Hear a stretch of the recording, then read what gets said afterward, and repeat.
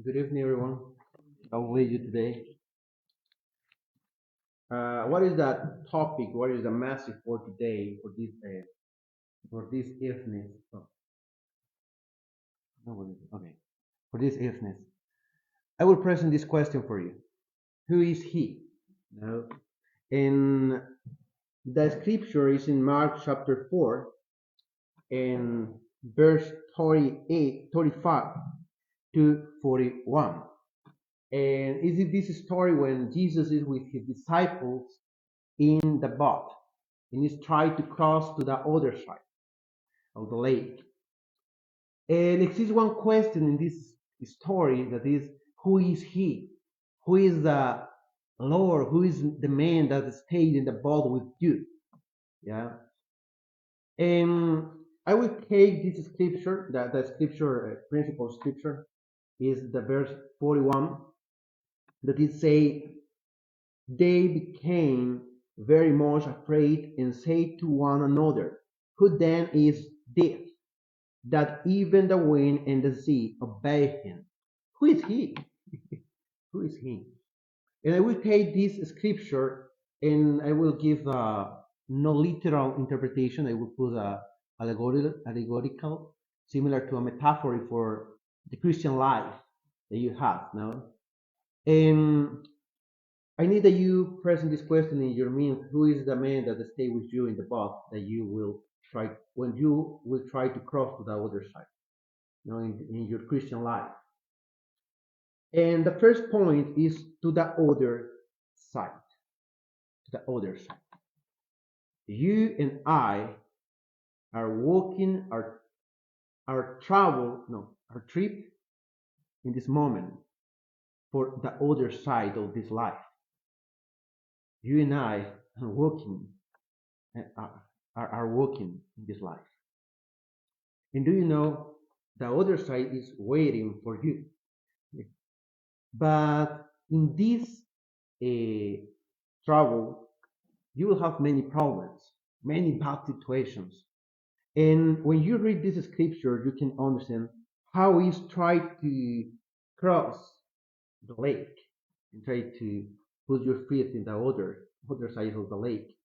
In verses 35 to 37, it say, on that day when evening came, he said to them, let us go over to the other side.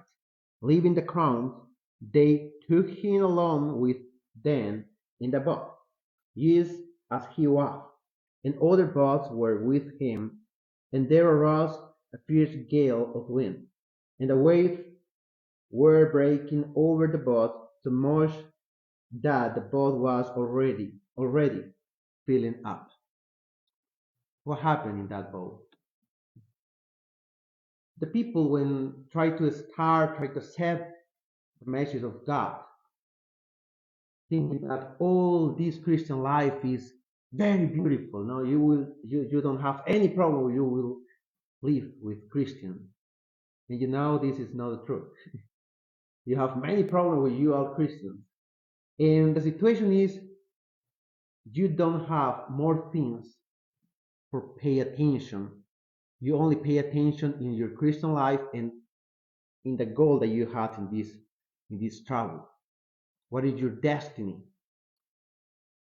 And for this reason, you understand or you have the opportunity to pay more attention about all the bad things that occur in your life. You have this opportunity. The other people that don't take the decision to uh, abort, no, it's arrive. I don't know. Yeah, abort. Yeah, abort the boat. Don't have the opportunity to pay attention in these sins because he has more sins in his life.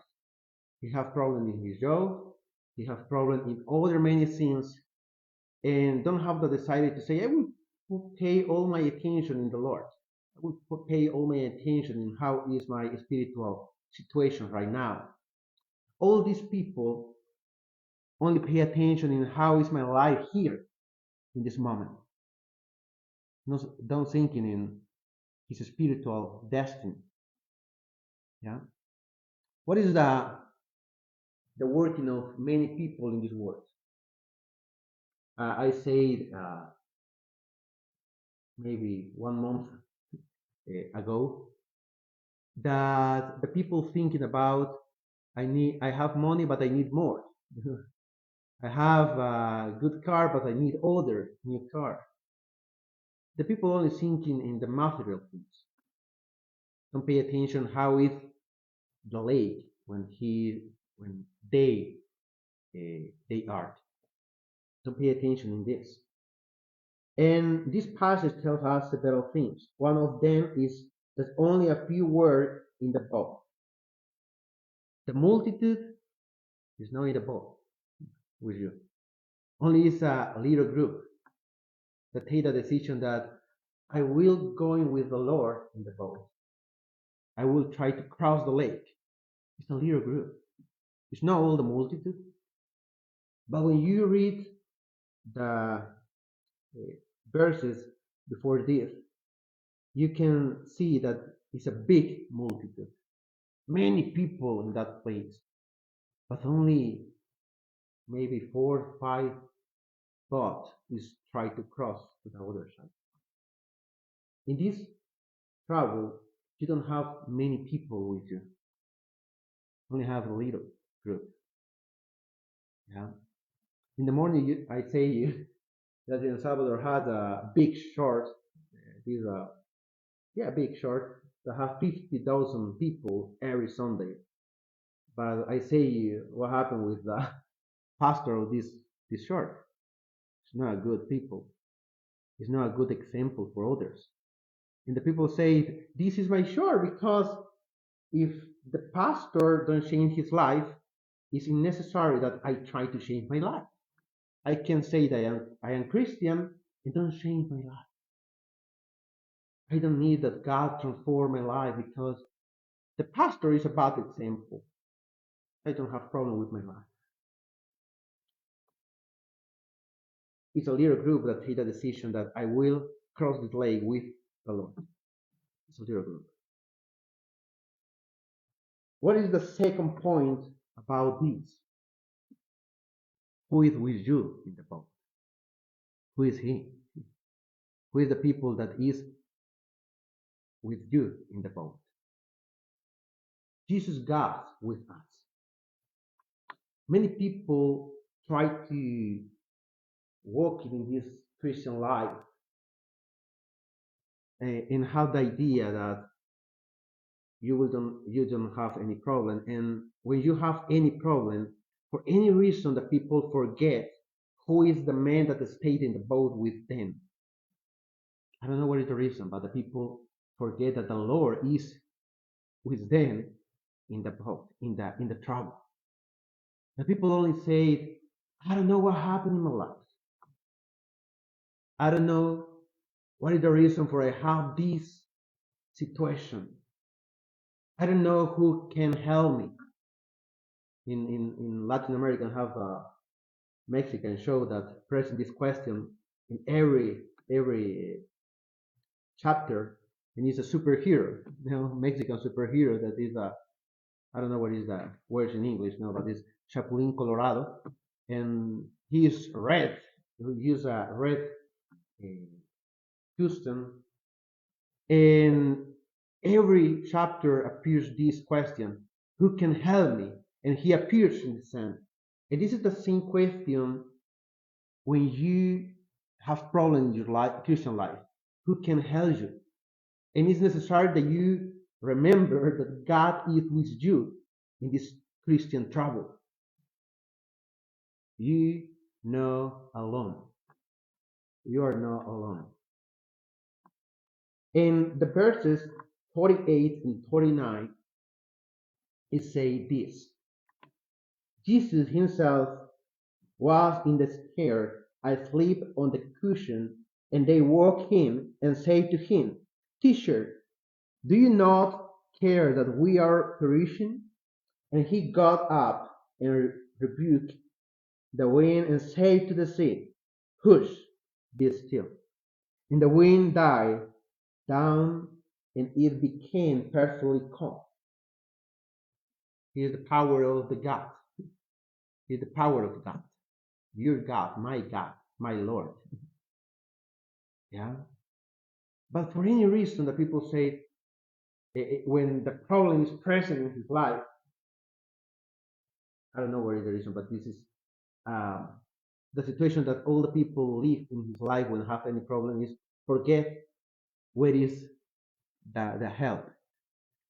I remind one person that needs a hospital because in the cross of the hospital, these people impact one person that crossed the the street, and maybe this person is was in shock, and for this reason, these people say, "I need that you say me where is the hospital," and you say, "But you stay in the cross of the hospital. The hospital is in front of you."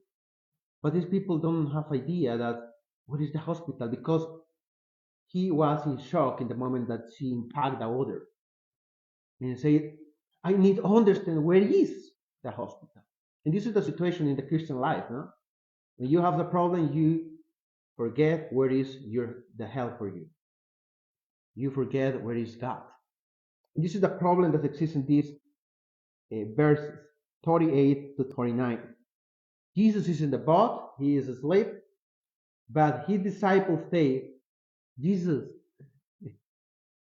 you don't care any person in this boat. You're asleep. You're sleeping. I need that you pay attention about that situation that occurred around us. And Jesus only only wake up and say, "What happened? What happened?"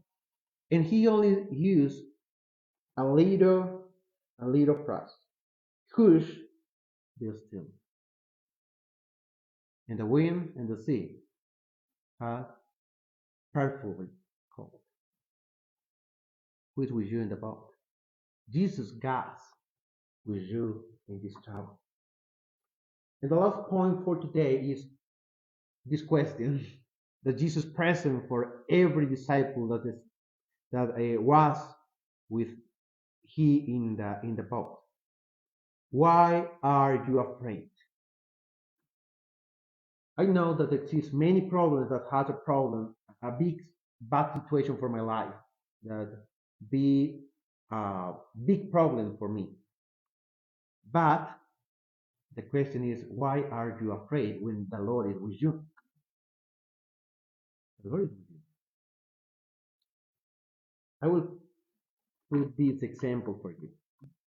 When I was 11 years old in El Salvador, my dad drive his car at 10 p.m. and all is very darkness around the car and have a big store. And in the highway was a lot of water. And one car passed uh, al lado is a side to our car. And the water impact in the crystal, in the window, and he crashed the car. And I remind that we ended up falling into a 50-meter is ravine. No, it's not ravine for ravine. Yeah, thank you.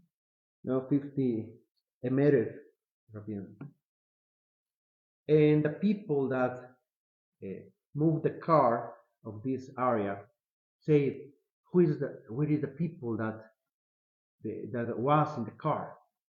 And one police say, he was in the car. And this man say, it's impossible that he was in this car because the car is very destruction. Yeah, very. Yeah. You understand me? And he says it's impossible that he was in the car. And the police say yes, he was in the car. And the question is, where is God in that moment? And the answer is in the car with me, in the car with my parents. And this is the reason for I am here. And my dad and my mom is in El Salvador right now because he's traveled with me in other moments of my life.